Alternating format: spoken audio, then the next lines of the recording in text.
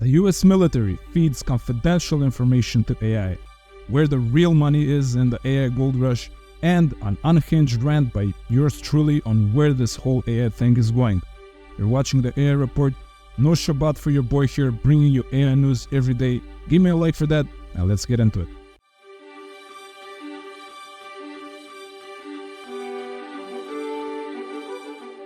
The US military is testing 5 large language models to become better at protecting the US people, or killing the non-US people, depending on how you want to look at it.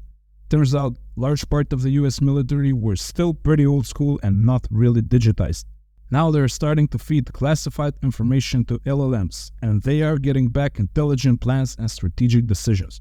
There are other use cases, of course, but I think that's one of the major ones. I'm pretty sure this is how Skynet started in the Terminator movies. Who cares? We're all gonna die eventually. Why not die in one of the most exciting possible scenarios?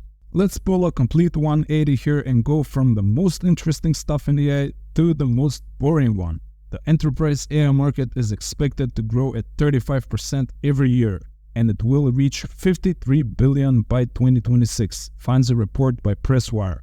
By the way, if you want to never get a second date with a girl, mention the phrase enterprise AI market on the first date.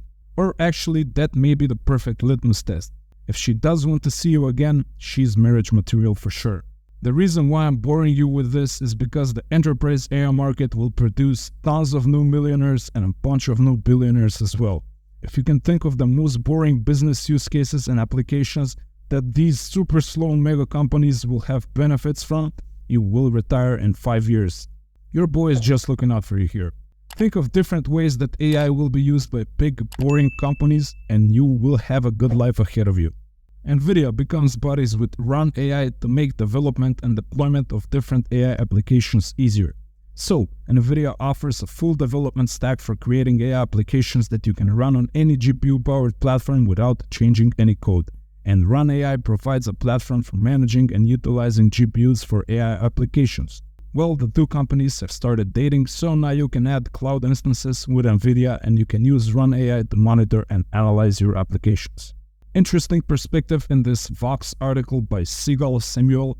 Maybe we shouldn't think of the AI competition between different countries and parties as an arms race, but rather as a tragedy of the commons. So, essentially, instead of the surge in AI technologies and applications bringing more prosperity to the world, what we might end up with in the end is society failing to adjust to all the disruption that AI brings and may have harmful economic and environmental impacts. The articles outlines some suggestions on how to deal with this, but I would question the premise itself, especially on the economic front, since capitalism kinda has a history of providing more people with more opportunities to generate wealth with every new technological breakthrough. And when it comes to the effects on the environment, I think AI might play a significant role in a lot of aspects there. We talked in previous episodes on how AI is already used to improve recycling, for example, monitor the weather, reduce greenhouse gas emissions, lots of exciting stuff going on there. Sure, those projects may not bring immediate profitability to the teams behind them, but some governments will definitely fund some of those projects. Point is, I still think this is a good article, even though I don't necessarily agree with it. How open-minded of me, right? But seriously, we're still in uncharted waters with AI. We need to look at everything from as many angles as possible, listen to different perspectives, give everyone a platform. Scientists from the Harvard Medical School have designed an AI tool to quickly decode a brain tumor's DNA and determine its molecular identity during surgery.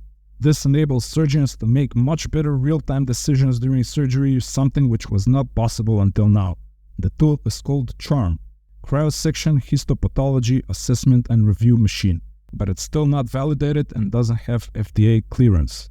And finally, 9 humanoid robots got a platform at the UN-hosted event AI for Good in Geneva and held the first human-robot press conference. At the press conference, the robots promised to not take away jobs from humans and never pull off a Terminator or a Matrix or any other type of rebellion on humans, even though one of them said robots may be better at running the world than humans. Let's check out the video here a bit.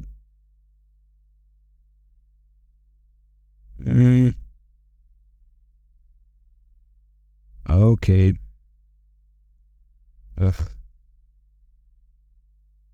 Okay, guys, look. can I just say something here? I know this is an AI channel and I'm all for developing all of these technologies. Can we all agree that this is just plain old creepy? Why do you have to make the machine blink and look uncomfortable? It's just some plastic and metal and silicon. I'm not saying burn it with fire. I'm the last guy to say that. But why are we doing this? What's the plan here? What's wrong with a machine looking like a machine? You realize that you can easily peel off that plastic skin and there's a red light blinking at you behind that, right? This is basically Amazon Alexa with the facial expression of a coma patient. Why are we doing this? What's the point? Seems like deception is the only reason for this. This may sound unfounded or unscientific or irrational or human-centric or whatever you want to call it, but even as a big advocate for AI, I still think we should simply not go in some directions. And the only justification needed is that it's just creepy. Ugh. Look, I don't know where this whole thing is going. Nobody knows. Maybe we'll have godlike superintelligence and we'll never have to work again. Or maybe humanity will go extinct in a glorious robot Armageddon. But I think we can all agree that even despite all of these advancements and scientific understandings and technological breakthroughs, even though we understand how humans work better than ever, there's still some magic left within us. There's still some mystery that is somehow sacred, some parts that we may want to just leave alone, simply because there's probably nothing to be gained if we mess around with them too much. Humanoid robots?